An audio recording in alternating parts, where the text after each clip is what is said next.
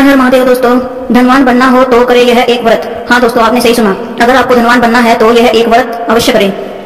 इस व्रत को हम शनि प्रदोष व्रत के नाम से जानते हैं, किंतु भगवान शिव को प्रसन्न करने के लिए प्रदोष व्रत सायंकाल यानी कि शाम के समय करना लाभकारी होता है।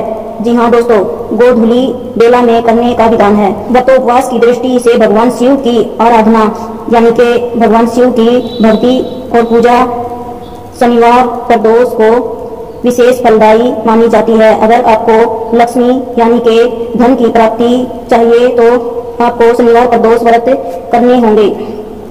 शिव की विशेष आराधना के लिए प्रदोष व्रत करना अनिवार्य है। वारों में सोमवार और तिथियों में त्रयोदशी यानी कि प्रदोष का विशेष महत्व माना जाता है। प्रदोष व्रत भगवान शिव को प्रसन्न कर जीवन में सुख समृद्धि लक्ष्मी प्राप्ति करने का सबसे विशेष अवसर है।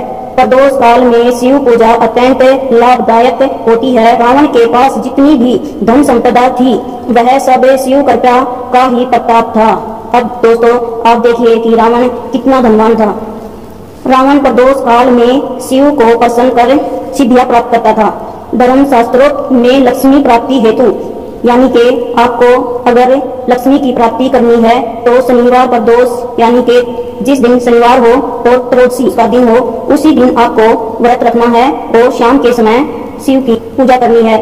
और गन्ने के रस से किसी मंदिर में जाकर शिवलिंग पर रुद्राभिषेक करना है। एक लोटा गन्ने का रस लेकर आसपास के शिव मंदिर में शिवलिंग पर जाकर गन्ने के रस से अभिषेक करना अनिवार्य है। अगर आपको धन और लक्ष्मी चाहिए तो भगत का एक अटूट संबंध हो जाता है भगवान शिव के साथ। अगर वह प्रदोष व्रत करता है तो भगवान उसका विशेष ध्यान रखते हैं, विशेष ख्याल रखते हैं, उसकी मनोकामना पूर्ण करते हैं। रात्रि के प्रभाव की बेला प्रदोष नाम से संबोधित की जाती है। रात्रि शिव को विशेष प्रिय है। जी हाँ, जैसे बोलते हैं महाशिवरात्रि हर महीने आती है शिवरात्रि, भगवान शंकर को रात्रि विशेष प्रिय होती है। प्रदोष का अर्थ है रात्रि का प्रारंभ। दिन ढल गया हो और रात्रि आने वाली हो उस समय को हम प्रदोष समय कहते हैं। प्रदोष व्रत स्त्री या पुरुष, महिला या आदमी दोनों ही कर सकते हैं। प्रदोष व्रत प्रत्येक पक्ष की यानी कि हर 15 दिन में त्रयोदशी आती है। उस त्रयोदशी की शाम का समय ही प्रदोष काल कहलाता है। प्रदोष व्रत प्रत्येक पक्ष की त्रयोदशी तिथि को किया जाता है। त्रयोदशी के दिन भगवान शंकर की पूजा करते हैं तो हम भगवान शंकर के विशेष भक्त बन जाते हैं। प्रदोष काल में महादेव का विधिवत पूजन किया जाता है। इसमें व्रती को सायंकाल यानी कि शाम के समय प्रदोष के समय शिव की पूजा करके ही भोजन करना चाहिए। ऐसा नहीं है कि पहले भोजन कर लिया और बाद में पूजा करें। पहले शिव की पूजा करें, रुद्राभिषेक करें, शनिदेव की पूजा करें। इससे महादेव और शनिदेव दोनों की विशेष कृपा प्राप्त होती है। धन संबंधित प्राप्ति के लिए प्रदोष काल में पूजा करने के पश्चात आप शिव तांडव का पाठ करते हैं तो यह विशेष लाभदायक माना जाता है। लंकापति रावण शिव जी का अनन्य भक्त था। रावण ने शिव को प्रसन्न कर सोने की लंका और धन संपदा तथा सिद्धियां प्राप्त की थी।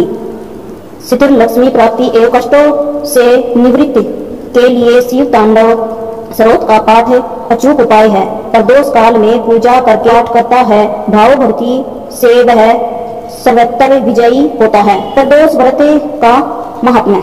हाँ दोस्तों, अब मैं आपको प्रदोष व्रत का महात्म्य बताने जा रही हूँ। तो दोस्तों महात्म्य इस प्रकार है। धर्म शास्त्र अनुसार प्रदोष अथवा त्रयोदशी का व्रत मनुष्य को संतोषी एवं सुखी बनाता है। इस व्रत के पुण्य के प्रभाव से सुहागन स्त्रियों का स्वभाव अटल रहता है। जो स्त्री पुरुष किसी कामना को लेकर इस व्रत को करते हैं उनकी सभी कामनाएं कैलाशपति शंकर पूरी करते हैं। सुत जी के कथना अनुसार त्रयोदशी का व्रत करने वाले को 100 गायों के दान करने का फल प्राप्त होता है। इस व्रत को जो विधि विधान और तन मन धन से करता है उसके सभी दुख दूर हो जाते हैं। तो दोस्तों प्रदोष व्रत की विधि विधान मैं आपको बता ही देती हूँ। प्रातः काल स्नान आदि से पवित्र होकर शिव स्मरण करते हुए निराहार रहे। सायंकाल सूर्य अस्त से 1 घंटा पूर्व पुण्य स्नान करके गंध मदार पुष्प बेलपत्र धूप दीप तथा नैवेद्य आदि पूजन सामग्री एकत्रित कर ले। उत्तर पूर्व दिशा की ओर मुख करके बैठे और शंकर भगवान का पूजन करें। पंचाक्षर मंत्र का जप करते हुए जल चढ़ाएं और ऋतु फल अर्पित करें। जल चढ़ाते समय इस बात का विशेष ध्यान रखें कि जल धारा टूटे नहीं।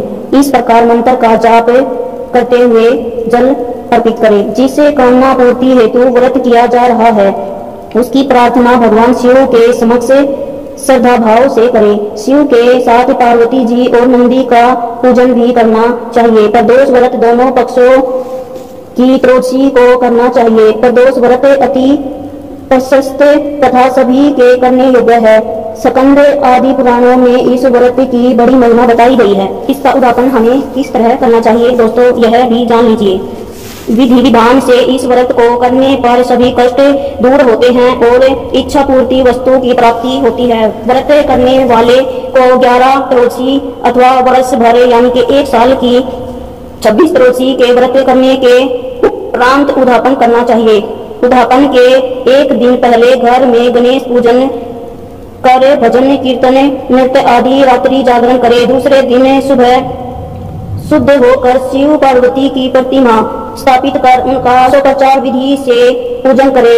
ओम उमा सहिताय नमः शिवाय मंत्र बोलते हुए 108 बार खीर की अग्नि में आहुति दे। हवन के बाद किसी श्रेष्ठ ब्राह्मण या आचार्य को भोजन कराकर यथाशक्ति दान दक्षिणा। ऐसा करने वाला व्यक्ति इस लोक में धन धान्य पुत्र पुत्री इत्यादि के सुख को भोग कर अंत में मोक्ष पद पा जाता है। ये था प्रदोष व्रत का विशेष महत्व और प्रदोष व्रत करने के फायदे। तो दोस्तों, हम सबको अपने दुखों से निजात पाने के लिए और अपने घर में सुख संपदा और लक्ष्मी स्थिर रखने के लिए हमें महादेव के प्रदोष व्रत को अवश्य ही धारण करना चाहिए। तो दोस्तों, आपको यह जानकारी कैसी लगी? अगर आपको यह जानकारी अच्छी लगी हो तो वीडियो को लाइक करें, शेयर करें और कमेंट में हर हर महादेव अवश्य लिखें। अगर हमारे चैनल पर नए हैं तो चैनल को सब्सक्राइब करें। धन्यवाद दोस्तों।